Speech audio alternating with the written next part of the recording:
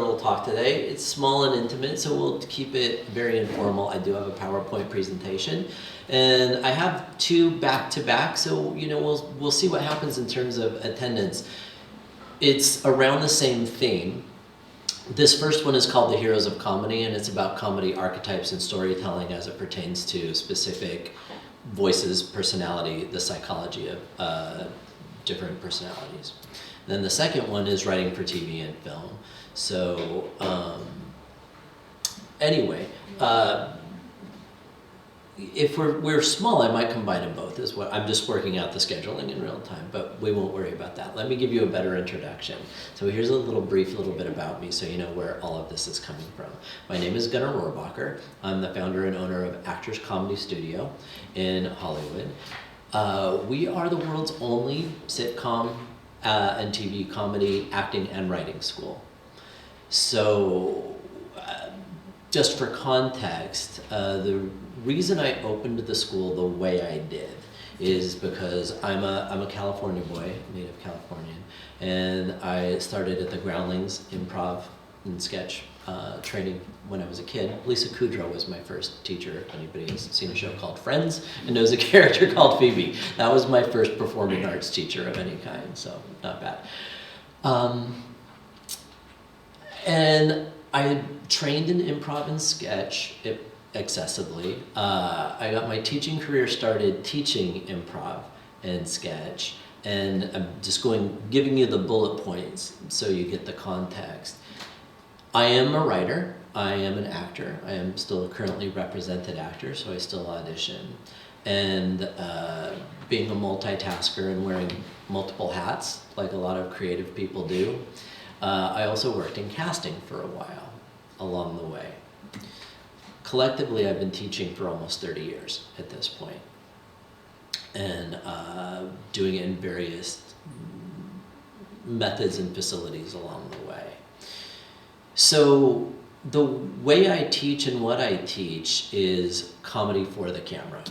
TV and film, it doesn't really make any difference. So what I realized as the years went past is not only did I love improv, a lot of people loved improv, and it grew into a huge burgeoning industry, right? So if you're familiar with the big names, there's Groundlings, but then also Upright Citizens Brigade, which wasn't even a thing when I started, because I'm dating myself a little bit. But that exploded, but then Second City, and LA in particular, was the one city in the entire country that had all the franchises.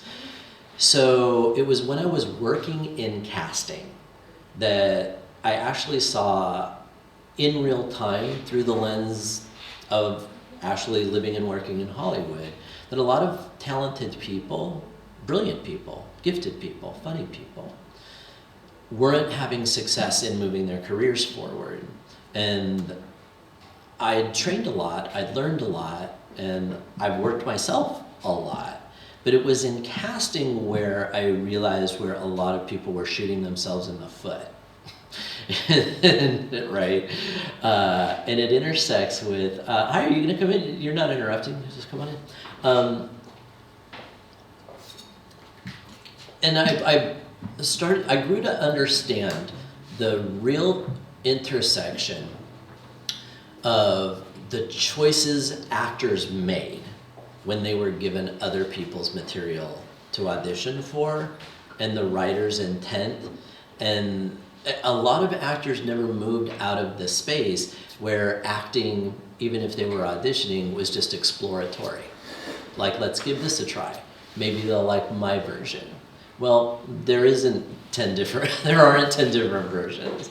If you're applying for a writer's job, meaning an audition, there's a margin of play, right? But it's not this, it's this. So I realized a couple of things, especially when it came to comedy and comedic performers. People were over-investing in improv and sketch, not understanding that it was stage training. There's nothing wrong with it. I'm an improviser. I can even look you in the eye and say I'm a master improviser. I've put in more than my 10,000 hours. So I've earned that. But I always understood it wasn't on camera training. I don't know why. No one even told me. Even when I was a kid, I was like, this is theater. This is what I do when I get up on a stage, and there's people to play to, and I'll play to you, and I'll use my theater voice, and all of that. And then I went into other classes to learn on-camera technique, audition technique, cold reading skills, script analysis skills, and I knew that those were for TV. For whatever reason, not everybody in the world gets that memo.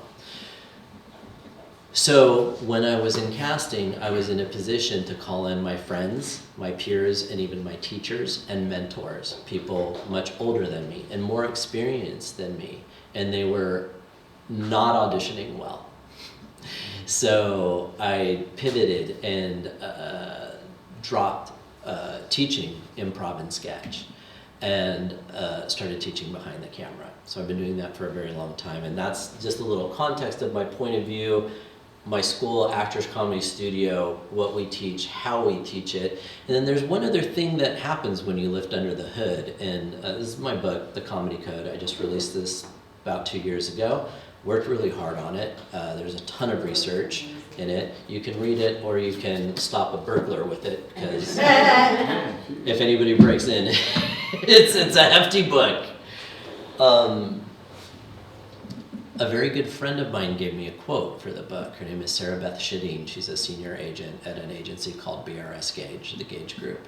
It's a bi-coastal agency.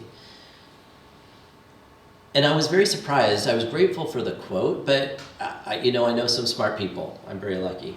Her quote taught me something that I didn't even know about myself, which is what you need good friends for. She said, Gunnar teaches a shared standard of intent throughout the industry. And I was flattered by that, but I was also, it was a term I wouldn't have come up with about myself, by myself.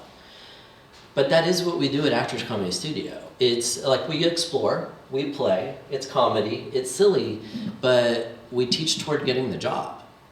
And I think that's important. And so is method acting and improv and Alexander, take a leg, train your voice, train your body, train in understanding the writing and script analysis skills. But since all of my experience was through the lens of living and working in Hollywood and acting and writing in Hollywood and then casting in Hollywood, I realized that there was a shared standard of intent and there was a through line of why working actors work. And other people who were talented. Because see, it's not just that bad actors don't get work. That makes sense. You're untalented, that makes sense. But what about the geniuses? The really talented, the really committed, the full-timers who don't go away and they still don't book. I learned because I saw the mistakes they were making in auditions. So, any questions or thoughts so far? I'm happy to talk to you.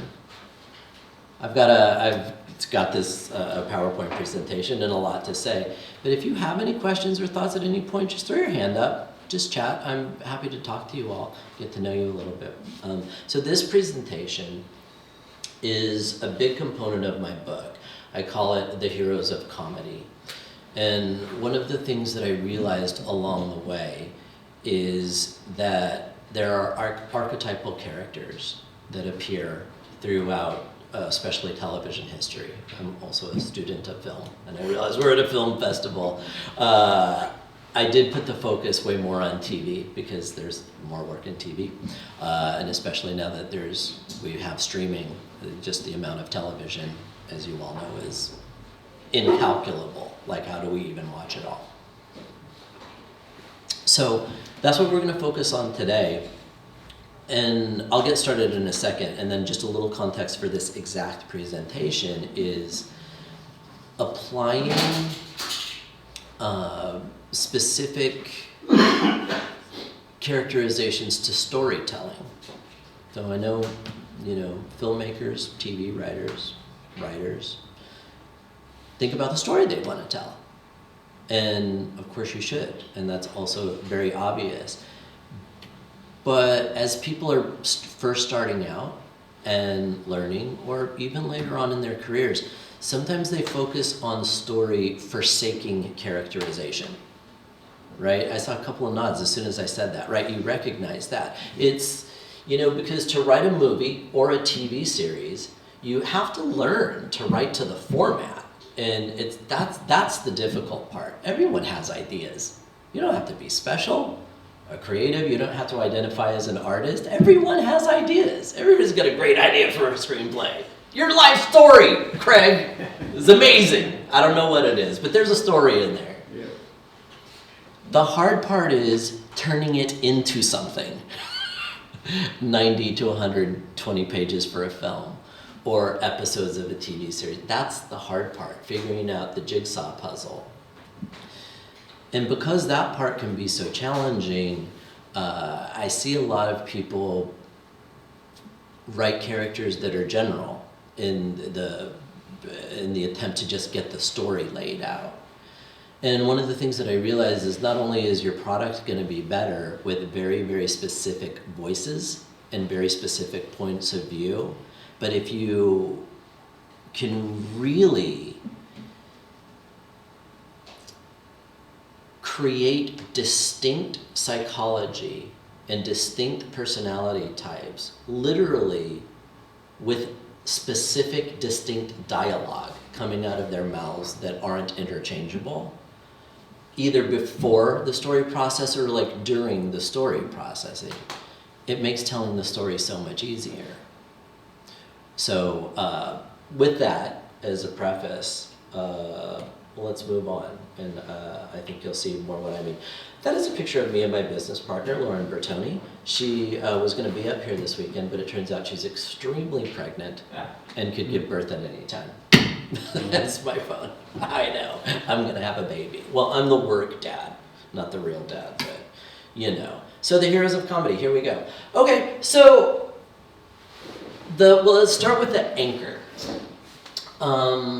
This is the archetype that is consistently thought of or referred to as the straight person, or the voice of the audience, or the voice of reason, if you've heard any terms like that. And also when it comes to comedy, a lot of people think this is by calling it the straight person, it assumes that it's not the funny person. But I have a picture of one of my favorite actors, actually, and a great director too, Jason Bateman. I think he's very funny, so I wouldn't say he's the straight man at the expense of being comedic himself. But their mantra is, I teach, their strength is that they're grounded, and their weakness is that they're particularly codependent. Some traits, there's a fuller list in the book, but I think some of the prominent ones are that they're smart, sarcastic, responsible, tolerant, direct. So if you look at, I'll give you some more examples of this character as it appears in TV. So if anybody knows the show The Golden Girls, Dorothy Zbornak, played by the late great B. Arthur, that would be the anchor. If you know I Love Lucy, Desi was the anchor. Ricky was the anchor on the show. If you know the show Everybody Loves Raymond, Deb was the anchor on the show, and there's a history and through line of the wife being the anchor to the dreamer husband on the show. So that's very consistent throughout narrative storytelling and TV history. So if you gather these characters, or any ones that you might know, or if I've got some younger folks, so I'll give you some current shows. If anybody watched Schitt's Creek, like that show, Eugene Levy, the dad, was the anchor on the show. He was grounded, stable, responsible, sarcastic, often bewildered by the more eccentric, odd behavior of the tribe. So this is the person that holds everything together, and they have a sense of martyrdom. And it's real, nothing that I say about this, even though it's under the umbrella of comedy, is in quotes because it's comedy. If you know Golden Girls, the gold standard was B. Arthur playing Dorothy Zbornak. She suffered no fools, she was blisteringly sarcastic, and she was exhausted by everyone. Martyr, complete martyr. And Deb was the same on Everybody Loves Raymond. It's just like, what's wrong with everybody around me? And they never really stop and examine, well, what's wrong with you by surrounding you're an adult. why did you surround yourself with crazy people that make you crazy? Or if they're going to behave that way, well, why don't you figure out another way to react? So that's what real therapy in real life does for us. Like, that's what we should do. But there's no comedy if people evolve. So they stay in a state of arrested development. Trivia, that is the name of a very famous television comedy, right? Arrested Development. Mm-hmm. But the inside joke, it's also an inside joke if you didn't know, because all TV writers know that comedic characters have arrested development. So, like, we learned and we're trained and taught to keep our adult characters perennially immature, because that's what makes them funny and silly, so they can fight about stupid things that adults shouldn't be fighting about. We keep them teenagers forever. So they just kind of took that inside joke and just put it out there and called their show Arrested Development. But guess what? All characters of comedy have arrested development. If they evolve or grow up too much, they won't do such silly, stupid, immature things. So even though the anchor is not as silly and ridiculous as the others that I'm going to talk about, they do have arrested development. They can't really look inward and answer that question. Well, if you're so bothered by everybody, why do you engage? But they get their sense of self-worth by fulfilling that purpose, by being the teacher, by being the stabilizer. Will, played by Eric McCormick on Will and Grace, was another great anchor. The other three people around him on that four-hander of a show were silly and ridiculous. And he was the one very sarcastic. And if you see the through line of this particular character, they all rely on sarcasm. They're not funny in any other way.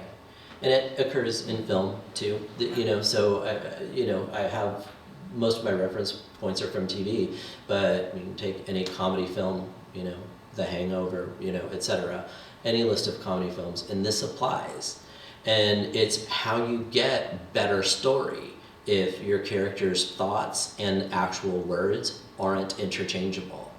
And that's when you get maybe a good story, but a generalized take on it that can kind of become white noise, right?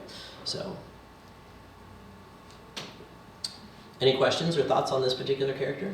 Or if you can think of anybody in TV and you're like, where does that one go, Gunnar? I can talk to you about it. So the weird thing about television is, like, the arrested character, you can't let them change, right? The whole entirety of the series, they've got to be kind of the same for 1 year, 7 years, they're out there. But if you're writing for a film, they should change, right? So that's kind of the thing we look at. That is one of the distinct differences between TV and film writing. And one of the reasons I focus so much on television is because there's so many great film and screenwriting programs.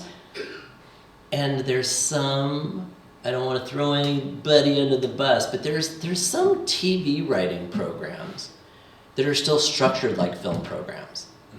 And it is what it is in the world. But they are two entirely, really, really different beasts, structurally, to me anyway, because of what you just said.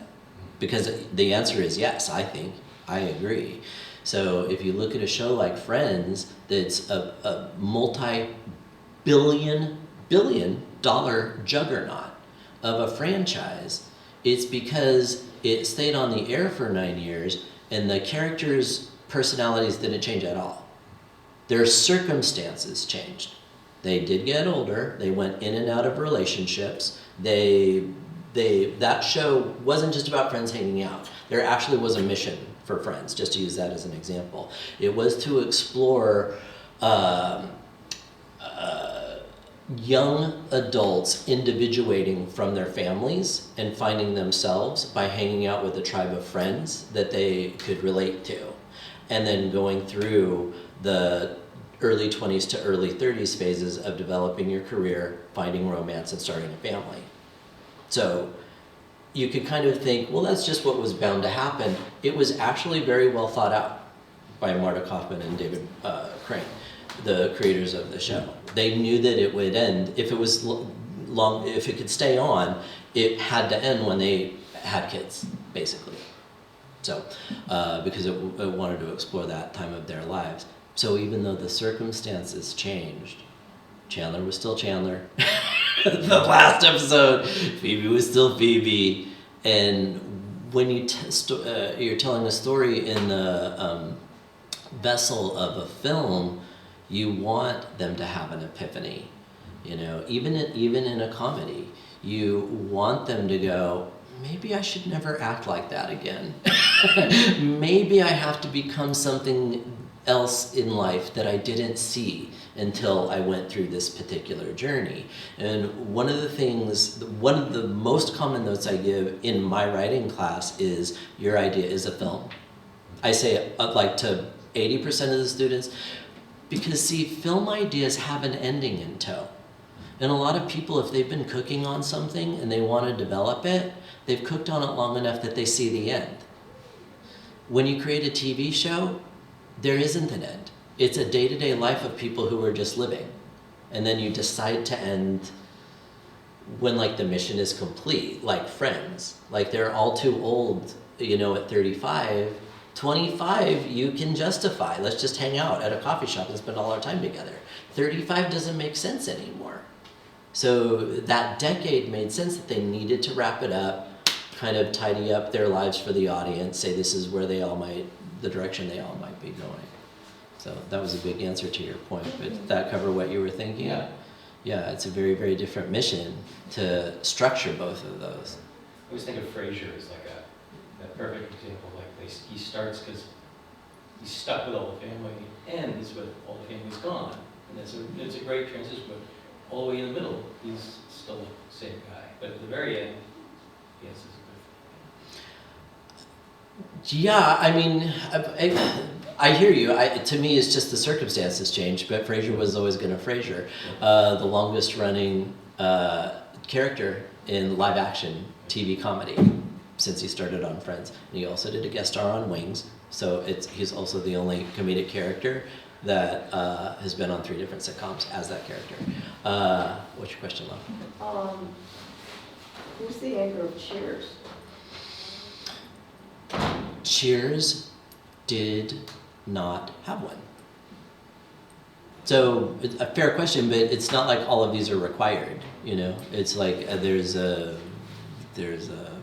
what's the word I'm looking for? A choice of 10. And I looked really hard for an 11th one or a 12th one. And in my experience, there isn't. Every character on television that I've seen, and I researched history from its origins in the 50s, and every character that I could find, view, remember, research, fits into one of these actually pretty neatly. And in the book, I have a fuller list of characteristics. There's not just 5, there's like 30, a palette of 30, and they don't intersect. So 30 characteristics, so there's 300 different characteristics, in other words, 30 for 10 characters. And so it's a palette, that's the word I was looking for, that you can choose from to tell your story. So Friends didn't have an anchor either. So is Frasier the anchor of Frasier? He doesn't fit into all of these. No, not at all. Frasier's a narcissist. Frasier's another one that I'll get to. So who's the anchor of Frasier? I don't, there's not an anchor in the main series regular cast of Frasier. Cool, so I'll go on. So next up we have the dreamer. They're hopeful, desperate, optimistic. Their mantra, their inner monologue is I hope, I hope, I hope, I hope, I hope. We all have hope, it's universal. But here's the distinction with the dreamer. Their strength is their resiliency and their weakness is immature. The dreamer hopes against all odds. They hope for things that are unrealistic. They hope for things that are immature to hope for. They hope for things that are probably beyond their grasp, but they put blinders on and go for it anyway. If there are any artists here, you might find a kinship with that explanation that I just gave. So I mentioned Lucy before. Lucy was a dreamer, and I love Lucy. What did she want? She wanted to be in show business. Who supported her? Her husband? No. Her 2 best friends? Fred and Ethel? No. Did she try to get into show business anyway? Yes. Did she ever get any validation? No, she literally got kicked out of the shows. And then she kept trying and trying and trying and trying, hoping against all odds. So the picture here, I have Eric Stonestreet, Cameron from Modern Family. He was the resident dreamer on that show. He was a football coach. He's a clown. He had an alter ego, Fizbo. He was also a chef. He was filled with wonder, joy, charismatic, unpredictable, unsettled. Grace from Will and Grace, played by Deborah Messing, was a resident dreamer.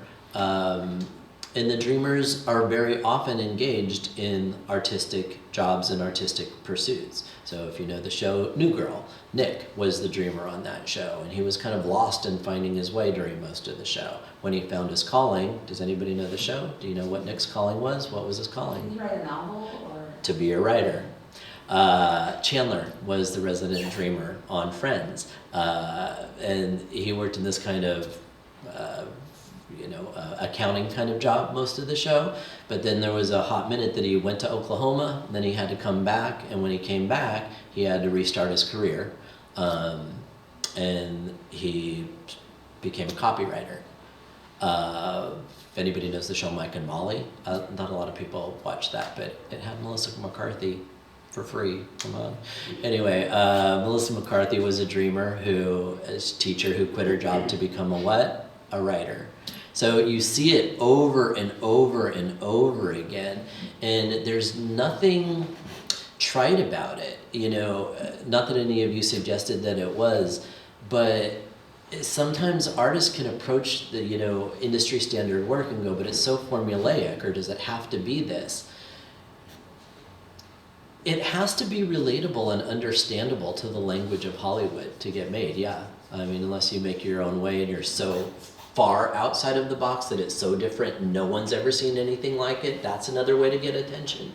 But the way most people get the most attention for their product is by understanding the shared standard of intent that I mentioned and the through line. It doesn't mean everything is cookie cutter. It doesn't mean that either, because I've mentioned shows, you've mentioned shows. Frasier, for example. Frasier was not a cookie cutter of anything. It was the most Emmy Award winning show for writing in television history. It's brilliant in moments. But it had these archetypal characters, on rinse and repeat all day long. They just had great writers and then great actors playing the bejesus out of them and not popping out of the character the whole way through.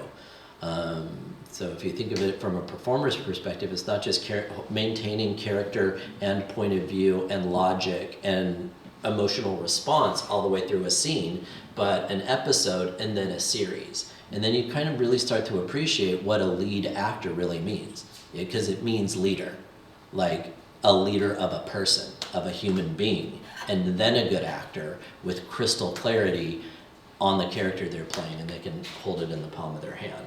So, dreamer. Will and Grace example, why would Grace be the dreamer and not Jack? Is Jack too out there? Jack is another character that I'm going to get to. He'd be the eccentric. Grace was hopeful, desperate, optimistic. She was Grace Adler Designs. She was a designer. She was also, the whole trope of Will and Grace was the gay guy and the best friend.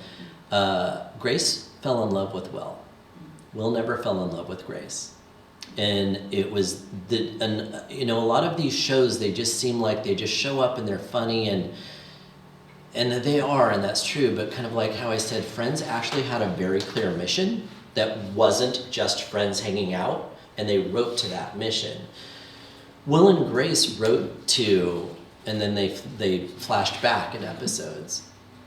Will never actually really they didn't fall in love with each other. And a lot of people kind of perceived the show like that, and then it just didn't work out because he came out. He never fell in love with her, she fell in love with him. And the whole series plays out with her trying to individuate from him, and him as the anchor becoming a pill when she tried to have boyfriends and break away and individuate. And he's like, I don't approve. He's not good enough for you. What, are you going to date Leo? That schlub? That guy? He was never happy. And when they said things like, well, if it doesn't work, if relationships don't work out for us, the romantic love, we'll just get old and have kids together later. as the series went on, Grace was the one who was like, I think maybe we need to let go of that notion. And Will was like, no, I don't want to. I don't want you to be with somebody else. So dreamers are often put in circumstances that are untenable. And, if you know the letters FML, it's like, why is this happening to me? Why am I in this position? Grace was always in a very awkward position. She was always stuck between a rock and a hard place with the other relationship she was trying to have and Will. Does that help answer your question? Yeah. And she was also very hopeful that it would all work out somehow, but it was almost immature magical thinking. She should have, and Will and Grace featured actually a couple of epic fights between them. And there's some great episodes of TV. But if she was really serious about moving her life forward, she would have put her foot down with Will earlier, and she always got over it and was like, yeah, Leo sucks. Do you want to have a baby together? And then she'd go right back into their old deal and their old habits because she's immature. Neurotic. Ooh. Okay. Anybody here relate to that one? Their mantra is, I worry. Their strength is they're organized. It's almost a superpower. And their weakness is that they're insecure under an otherwise very put together presentation. So anxiety is an emotion. Any of us can feel it, right? And fear is healthy. Fear is normal. If a negative circumstance or a threatening circumstance is upon you, you should be afraid. The problem is there's a lot of people in the world who are anxious and fearful when there is no threatening circumstance and they can't let go of it. And they're also intellectual, and when you combine that with cerebral, and that's where you get your overthinkers and your people who are nice people usually, good people. But if you mess up their sense of order, they get prickly real fast. Does anybody know? I give you that description. Can you think of anybody in your life, or are you that person? There's Claire, played by Julie Bowen. It's like her strength as an actor to play into this kind of character the same way it was Courtney Cox's to play neurotic Monica on Friends. We mentioned Frasier, so the neurotic there was David Hyde Pierce. You know, a older show called The Odd Couple. Tony Randall playing Felix Unger on The Odd Couple. Him and David Hyde Pierce, I think, are tied for genius at depicting this character. But again, I can go through TV history. It doesn't matter what decade. And there aren't that many decades, by the way. I always like to say that when I talk to people. TV's not that old. It's not even 100 years old. So you go through the 50s, 60s, 70s, 80s, and 90s. The subject matter changes, and what we can storytell about changes. But we keep all of these archetypes because this is what we're really like. You know, in real life, there aren't 100 different kinds of people we meet. We are all special snowflakes in terms of our individual story. What has happened to us as an individual on the planet, that is completely unique. But we're genetically hardwired not to deviate that much. Could you imagine, like you're here today. Where were you yesterday? Where will you go tomorrow? You're going to be, we're all meeting new people. It would be disastrous if every time we met a new human being, it was like starting from scratch. Do you know what I mean? Think about it. So we meet people, and the first thing we assess subconsciously, safe or not safe. Recording stopped. Recording in progress. Recording I'm back. stopped. It's All right. um, All right, we're good. But do you get my point? It's we assess basic things quickly, and then after safe, not safe, then it's like, don't like, and it happens in milliseconds, and it's automatic, and then it's conditional. It's like, can we work together to do something or whatever, or are we gonna? If it's just a party, are we gonna spend any time together or not? And we make those decisions very quickly, and usually the criteria is just. It's these words that I'm giving you. Do I want to be around someone who's giving off an anxious, neurotic vibe or not? Some people can't stand to be sitting next to a neurotic because it's like the energy. So when we talk about that, this is what we're talking about. So this isn't just an acting or writing thing. This is a real, thought out study of, what psychologists, therapists also work on. You know, they will also tell you we've all got unique stories, but there's not a million different types of people. We have to be able to group, categorize, and label in order to function. Or otherwise, every single person we met, it would just be like chaos, trying to go, where do I put you in the compartment of my mind? So you're all casting directors, by the way. If you didn't know that, now you know it, because we all cast everybody we meet in life and liken them to somebody else we've already known. So you do archetypes study already. So yeah, neurotic, defensive, capable. They usually, this is a character that you want to give them a degree-oriented job, a sophisticated, you know, it makes sense that if they are neurotic, then they need to put that brain to use. So they're probably well-educated. Just to give you the flow of what I was talking about in terms of assigning and creating characters to tell better story. I'll just take a moment to attach it back to that, because it doesn't make much sense to have a neurotic mechanic. I mean, you could, and I'm not slamming mechanics, we need them. But we don't usually think of that. Do you know what I mean? If you think of a TV, just picture a TV or film mechanic. You don't usually see him or her being like, I can't get this carburetor, fuck, I'm losing my shit. Sorry, I didn't mean to say that. But you know what I mean? That's not something that you usually see. They're usually more blue collar, down to earth, grounded, and they're not someone who worries so much, just to make the point. So you want to start syncing up in terms of, you know, when you're creating your film or your TV project, what characters match what jobs, and then really start sending them into your scenes to do a duty, not just to be there because that's the character you had or named, you know, but what is the neurotic going to do for the scene that another character wouldn't do? Because when you walk a neurotic in, that ups the level of tension no matter what the story or circumstance is. Do you know what I mean? So successful writers in all mediums know this. So, you know, when they're deploying their characters into a moment, into a scene, etc., they're doing it with such purpose. And a lot of writers don't know that, or you know, content creators don't know that until they know it. Cool. We'll keep moving on. Next we have the rebel. I challenge that they're authoritative and their weakness is lonely. They are mysterious, unyielding, intimidating, bold. They have a God complex. It is a very specific, powerful thing to say. Not everybody in the world walks around having a God complex, meaning I look down on you.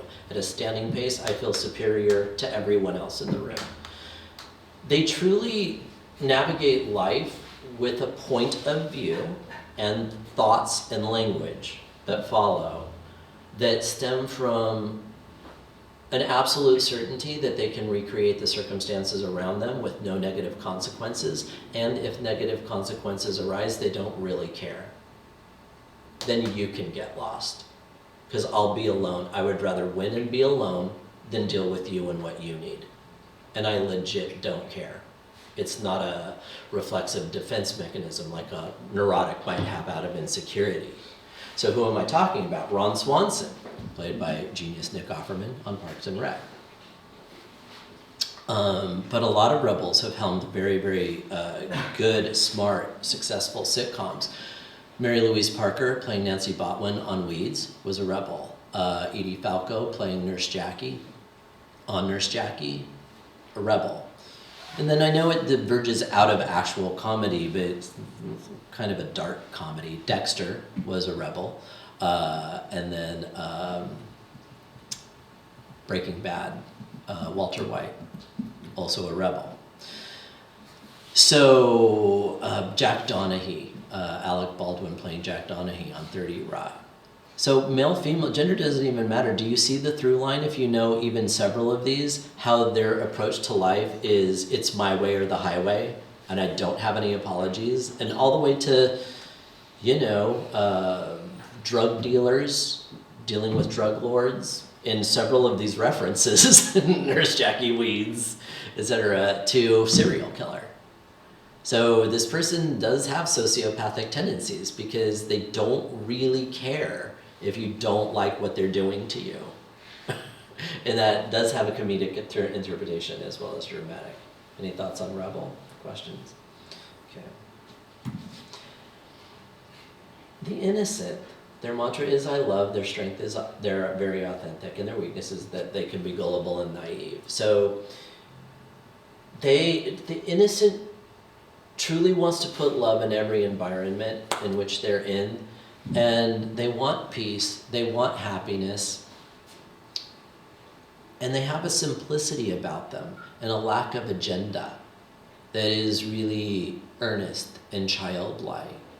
So most people are nice, but not everybody's an innocent. I think I'm a pretty nice guy most of the time, I think.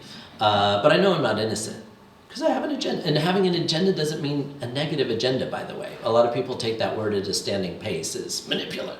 And an agenda just means I have an agenda. I want to teach you today. I have an agenda. But they really don't. They live life moment to moment. Think Matt LeBlanc playing Joey on Friends, or Chris Pratt playing Andy on Parks and Rec. The late great Betty White playing Rose Nyland. Rose Nyland on The Golden Girls. Sue Heck from The Middle, if anybody knows that show. Eden Sure, she was a sheer delight. And I know this is about writing and content creation more than acting, but as we review these, you see why certain actors get cast, right? Just going back to my comments about casting and how I kind of discovered this in both facets, in the writing and content creation, and then the casting of it. Because you can be a very, very good actor, but if you can't pull off these qualities, if you don't have them in your DNA most of the time, it's very, very hard to outact somebody who is an equally experienced actor, but has all of these qualities in spades, and really lives their life daily that way.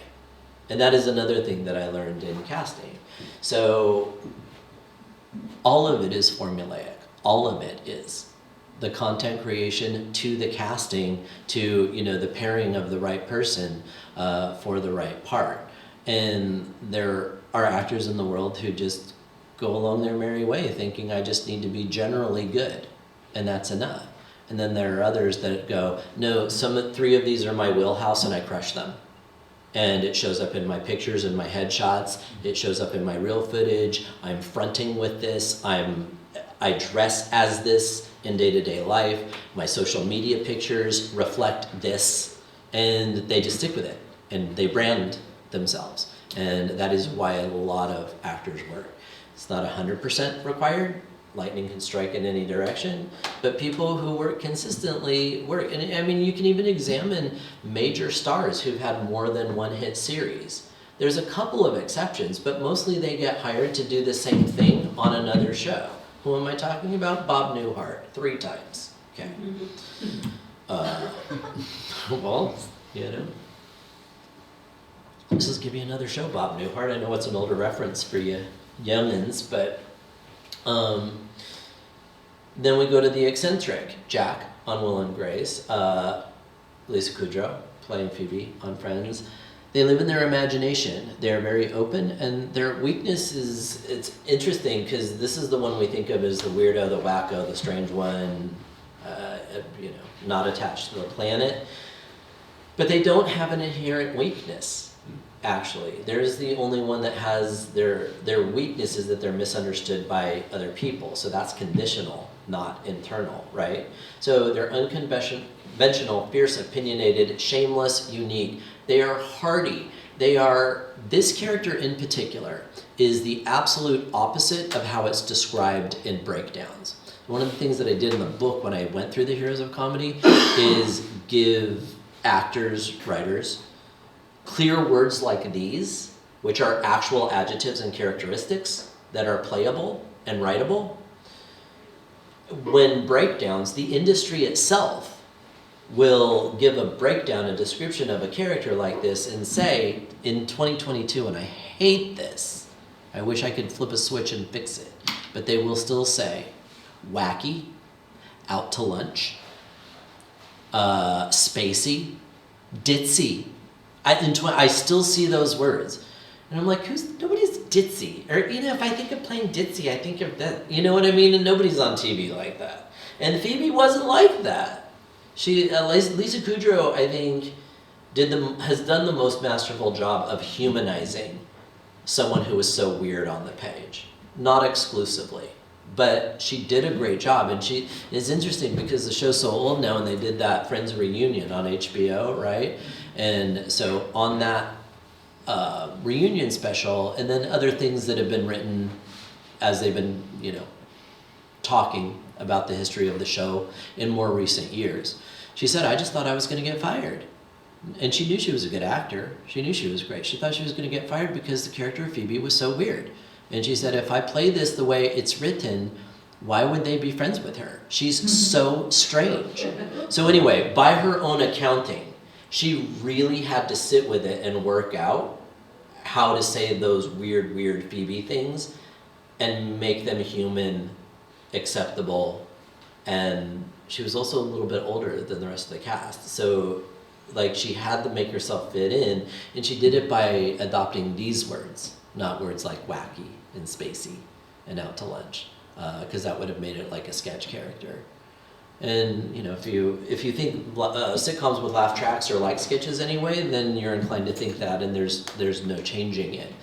But for my money, I know people like Phoebe.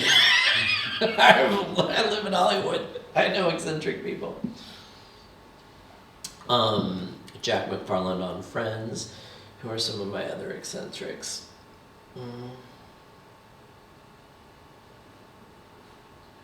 Jane Leaves, since we mentioned Frasier, so there's Daphne on Frasier, was also another eccentric, right? So they seem to be, you can see the through line again with people who were in touch with the other side, talk to spirits. I have any Grace and Frankie fans. Frankie was the eccentric, and she's the hippie, she's the bohemian. There's even through lines in the way they costume them, right? All these characters have looser clothes, more flowing clothes, because they flow through life. So the wardrobe matches through. There's such follow through and consistency in all of these. It's staggering, and it's right there for the taking for you to create your own content and make life easier. Next we have the buffoon. Their mantra is I know. Their weakness is they don't. They think they do. It's just saying what they are is funny because it's already a conflict. It's already a problem. But their strength is passion. They're doing, I love this word. To me, this was such a saving grace because I don't like derogatory terms or basic derogatory language to describe my characters like dumb, stupid.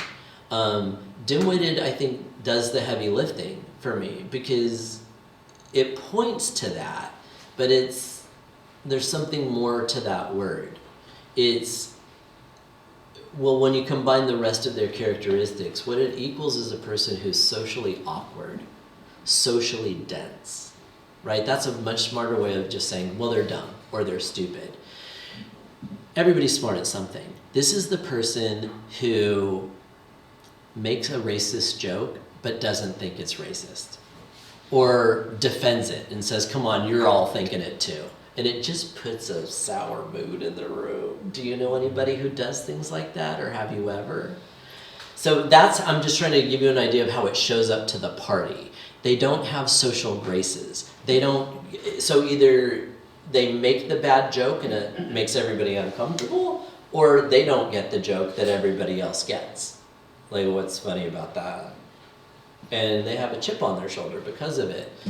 Another thing that I'll say about all of the characters that is an oft-made mistake is that writers and actors alike tend to, until they know better, think their characters aren't aware of what they're like. And it's the complete opposite to craft a great character. They know exactly what they're like, because don't you? I mean, you can get some feedback or an observation from a friend or family or somebody who knows you that could shed a little light on something in reality, right? But I don't think you would walk around, any of us, I hope not, and be like, no idea what I'm like, never figured out how I come across. But people do that to their characters when they write them, and that's a mistake that's made until you know better. So the reason I'm saying about this character in particular, the reason it's coming up is because that's Will Arnett playing Job Bluth on Arrested Development. He knew he was an idiot, and that gave him the chip on his shoulder, and that gave him an energy and a vibe. He knew he wasn't the favorite son. He was totally aware. And he would try to do things, he would write checks that his butt couldn't cash. Because he wanted to be better. He wanted to be smarter. He wished he could be Michael. He was jealous of Michael. And if you know Everybody Loves Raymond, it's the exact same trope with Raymond and his brother Robert, who was the buffoon, who was jealous of his older beloved brother. So you see these tropes, archetypes, these through lines, they're just on repeat over and over and over, and it's just the details, circumstances, and environments change. Yeah. I mean, but would they really consider themselves dim-witted? I mean, they're aware they're not the favorite person, but I've met people like this, and I don't think they think of themselves as dim-witted, you know? And I don't think they think that they're socially awkward. I think they would call it something else, like they would call it being true to themselves or something like that. I understand what you're saying. Have you interviewed them? No, I've never interviewed them. And I'm not being flip by asking you that. Because I think differently. And I've asked people. Because I do career consultations, I teach actors, I teach them to their wheelhouses, and it's not something I'd say in a general class, but sometimes I talk to them after class, or sometimes they make an appointment with me. They know. They don't want to say it. They're not going to broadcast it and hold up a sign and say I'm socially dim-witted. They know. And maybe in real life what happens is they do need to discover it. You know, maybe there is a spectrum of not knowing to knowing. But unhappy people know they're unhappy. Would you agree?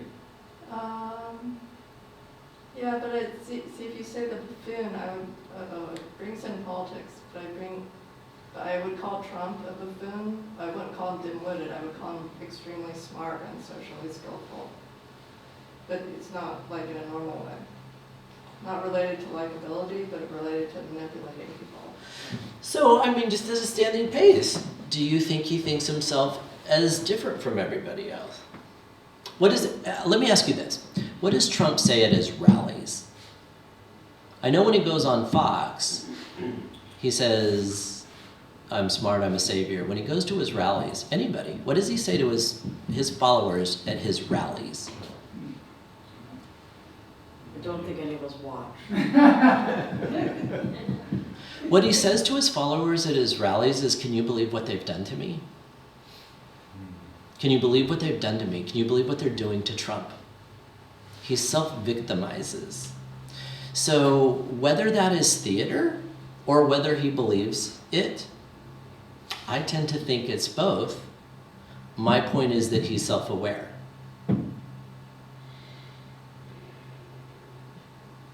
Since you brought him up. But does that make sense what I'm saying to you? Self-aware. We don't even... People aren't... Let's not dwell on... I'll change the term. To get away from self-aware. People aren't oblivious as to who they are. Almost no one is.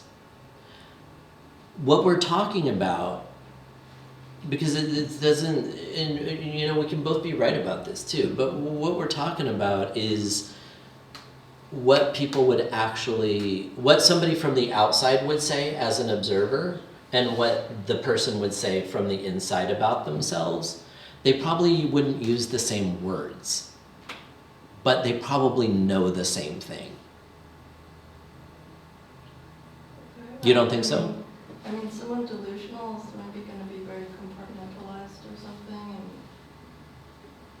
they could be self-aware, but then they're also not aware of it.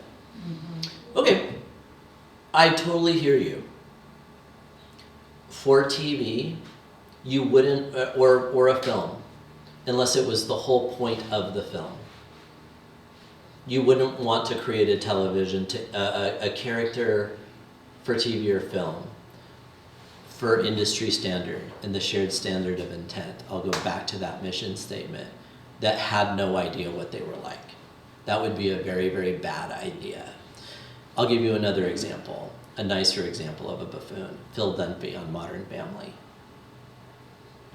He was nicer than Job, but Phil knew he was socially awkward. Phil knew he wasn't as smart as other people. Phil let his wife boss him around. In the reason I'm citing Phil is because Modern Family had the device of doing the into-camera interviews. And Phil's interviews were constantly like, well, blah, blah, smart thing. Oh, I just heard what I said. I can't quote him, but do you get what I'm talking about? He would hear himself put his own foot in his mouth.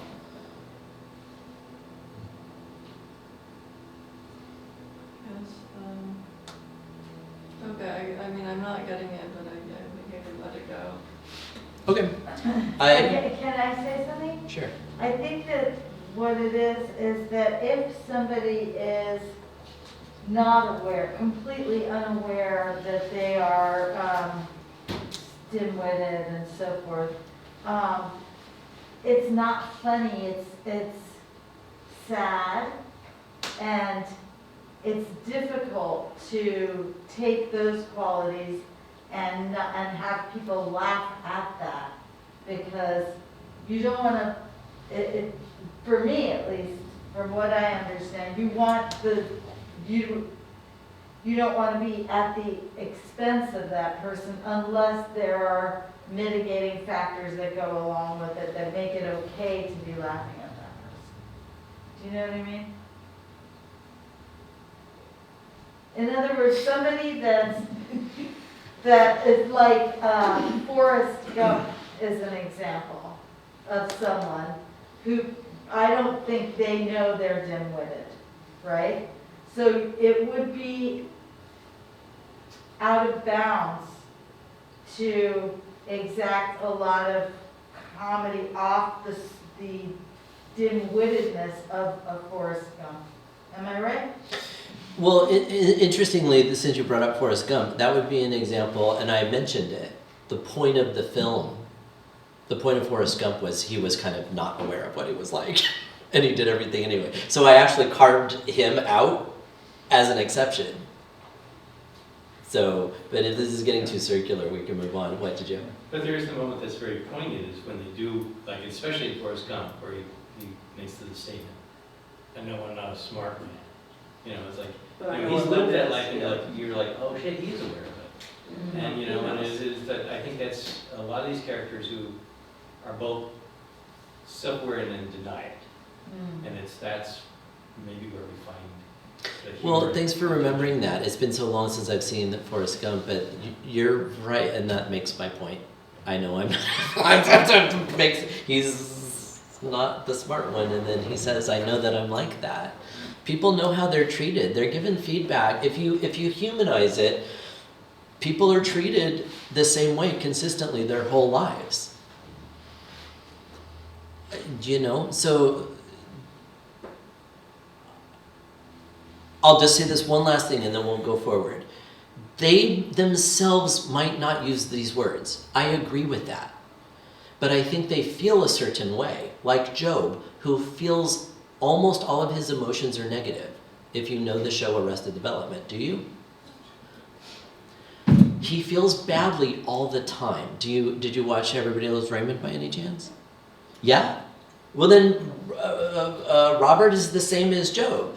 Didn't Robert feel negatively almost all of the time? Broadly speaking? Yeah, I think so. He's a pretty negative character, but he was an awesome character. Not my point. Why did he feel negatively all the time? Why did he touch food to his chin before he ate it? I forgot. Because he was extremely jealous of his brother and felt competitive, and he would get egotistical and defiant and competitive with Ray, but he felt inferior to Ray. He knew the whole point of Everybody Loves Raymond in that relationship is the good brother versus the bad brother. And he was an idiot. But he was actually the better brother, really, because Raymond was played for laughs a lot. So when things were bad, it was actually the buffoon, Well, I guess. Alright, it's going around into circumstances versus the care. I'm just trying to help you understand that Robert knew he was not smart or favored. And that show really detailed and gave the audience a clear vision, a lifelong vision, that within the family, Robert wasn't the favorite brother. So he felt that. And that gave him a negative emotional outlook his whole life, because the character was aware of what he was like. So I'll go on to the cynic now. So their mantra is, I doubt, their strength is they're loyal, their weakness is that they're guarded. Sue, what is her last name? I just blanked on it. But from Veep, Sue Bradshaw. There you go. Condescending, dry, bitter, wise, street smart. So we've got a whole lineage of cynics. A lot of butlers, maids, assistants. There are a lot of butlers and maids on TV over the years. I know, I never had one, but they're there. Blue-collar workers.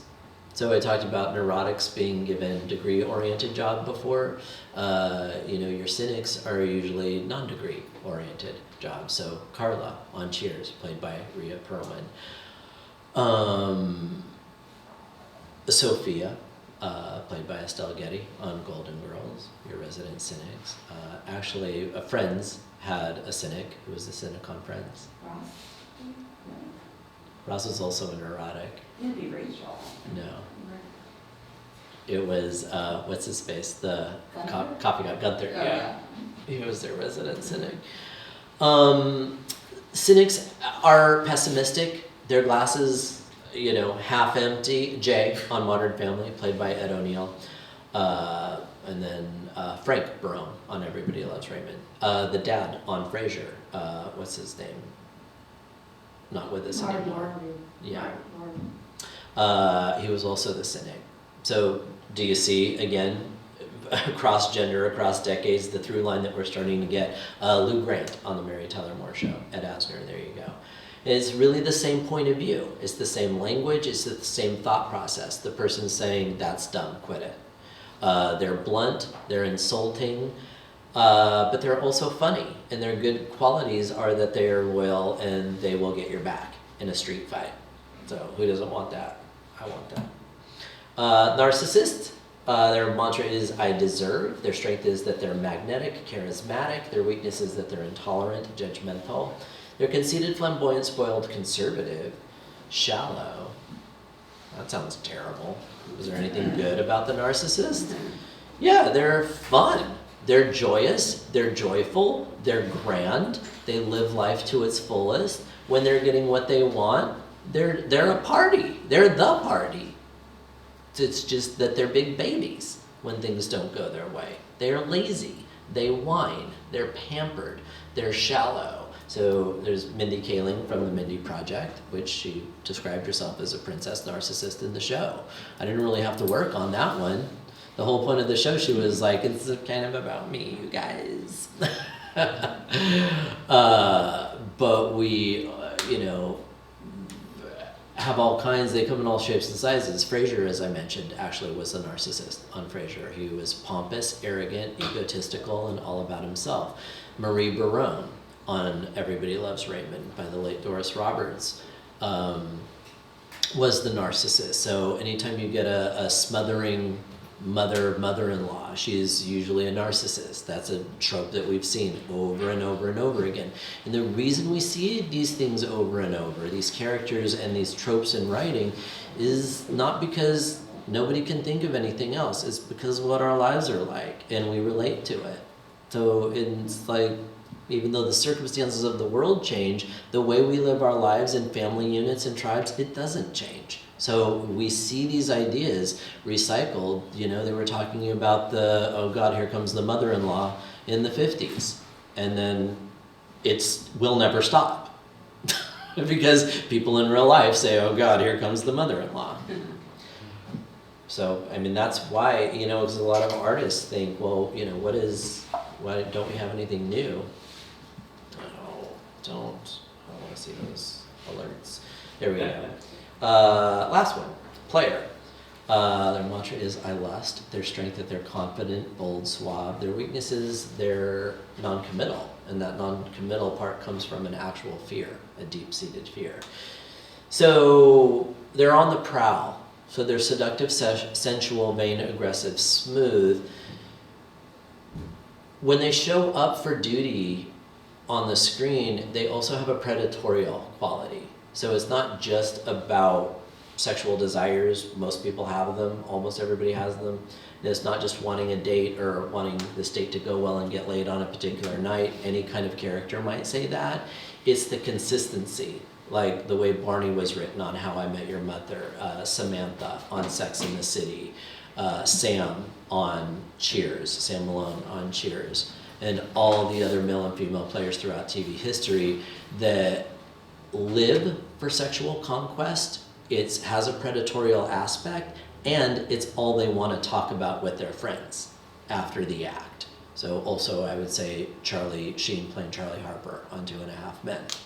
It's just, that is their main focus. It's their main topic of conversation. It's not just about having sex. It's about the braggadocio and the sense of conquest. And almost to the, well, not almost to the point of addiction.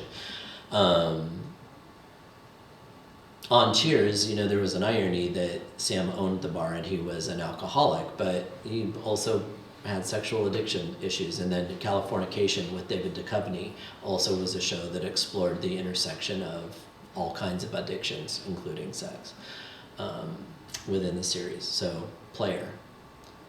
Oh, and yeah. So this is Blanche, or is Blanche a narcissist? No, Blanche is a player too. Right, She's a great one. I usually say her off the top of my head. yeah.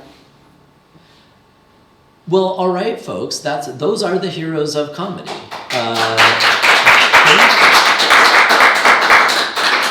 you have any thoughts or questions, or did anybody come to mind that you need help placing? And most importantly, for this specific presentation, does this help in terms of you telling a better story? Okay. Do you ever have writers who combine the two, or are they usually pretty much like? Well, you want your characters to be distinct, and mashups don't really work because that's when you get a muddy character.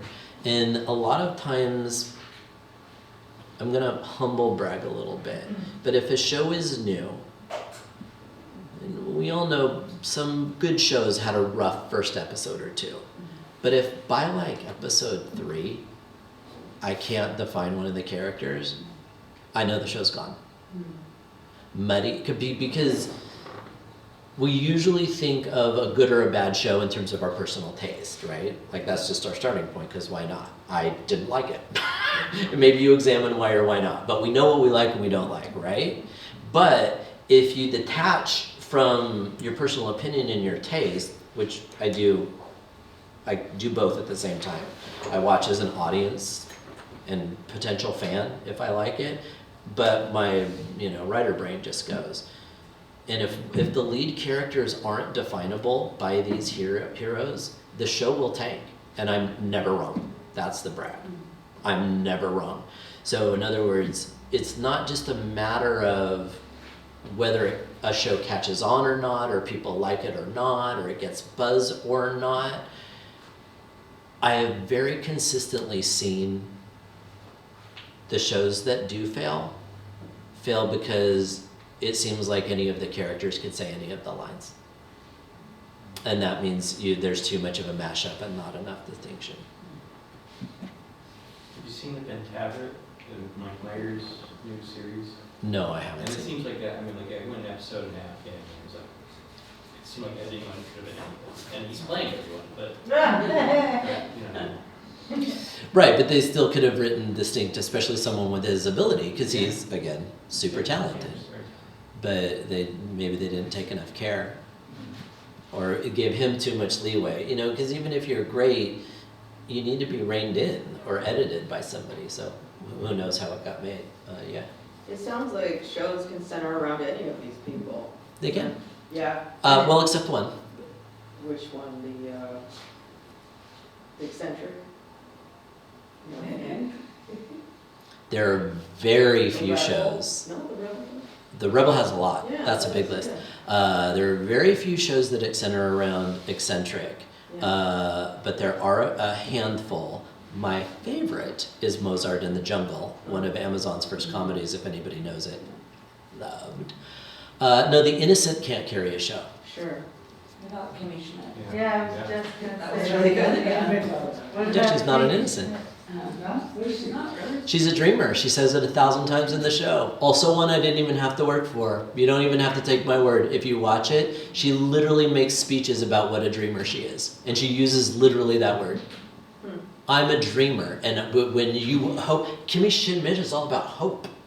So her naivete is circumstantial, right? It's because she was kidnapped and held into a bunker. So her not knowingness is because somebody kidnapped her. I mean, I'm not trying to make it darker than it Not is. just that way, is what you're saying. She's not just that way. She was held back from understanding what a cell phone was, or you know what, when she had that discovery in the first episode, she's like, it takes a picture, what does it do? That's not because she's dumb, it's because she was kidnapped. So is the innocent just too inactive to be centered around, or Inactive is not the word I would use. It's because they, unable to? it's because they don't want conflict. I- Story is defined by conflict, right? That's what a story is. I mean, even we can say more about it. I'm not saying it's just that simple. Lecture over! Story is a conflict. But it is. Story is about sending a hero on a journey to overcome what? A conflict or problem, or the obstacles along the way. That's what's literally storytelling is. The innocent wants love and peace and calm at all costs. As smart as they are, the writers of Friends gave one of the characters a spinoff. Who was it?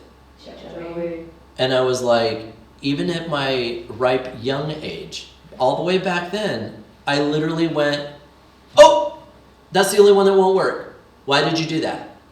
And it didn't work. It tanked nearly immediately. Yeah. It got huge ratings because they gave it the Friends time slot, like for the first 6 episodes, and then it fell off a cliff.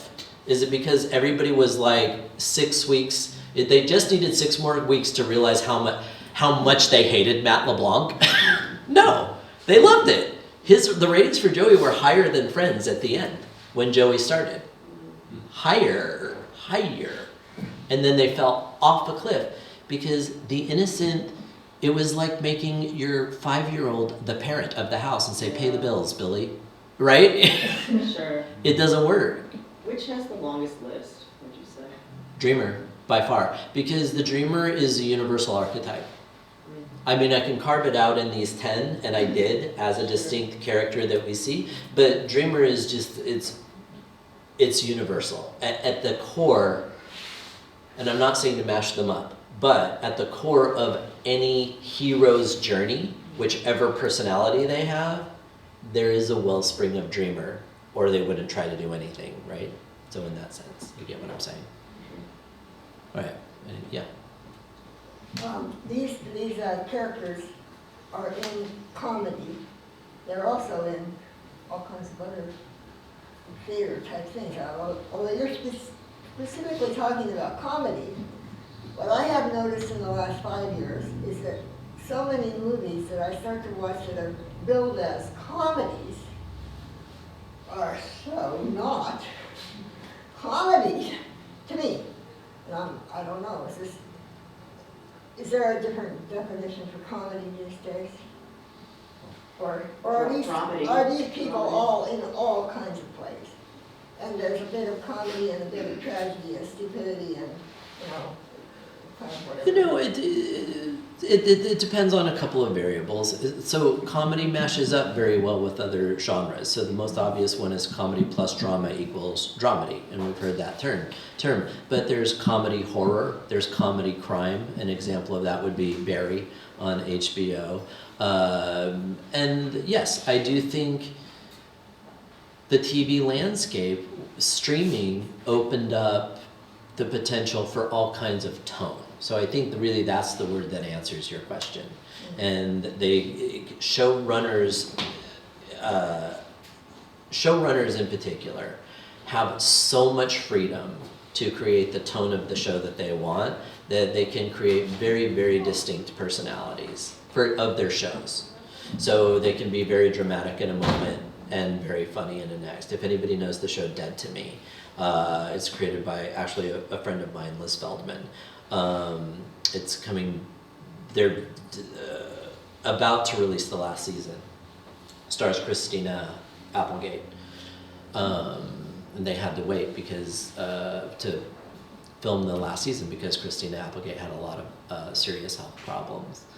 But Dead to Me is a dark comedy. And some of the scenes are laugh out loud funny, and then 2 minutes later, your heart snaps because it's so sad.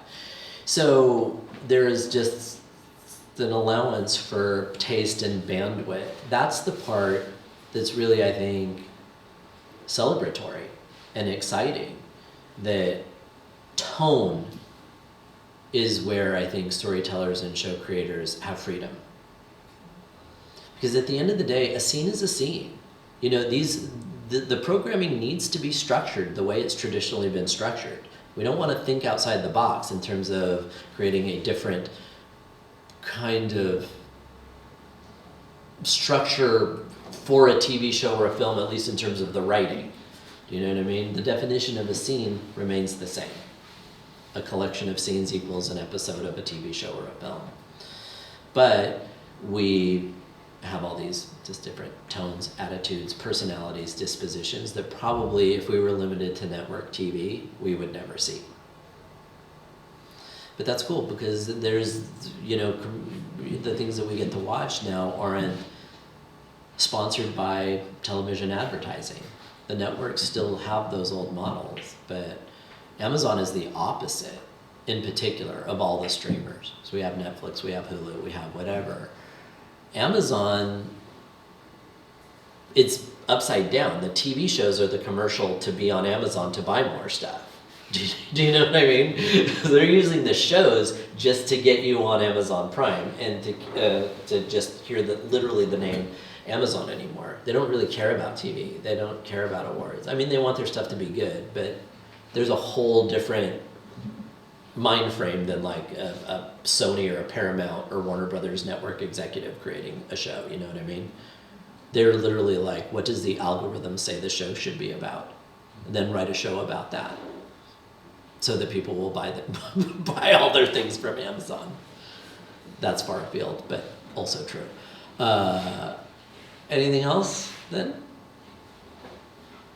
Well, cool beans. I have another presentation. If you would like to stay, and I'm going to be doing another one. We can take a break, take a potty break, get up, move around. But yeah, I have more to talk about. Thanks, everybody.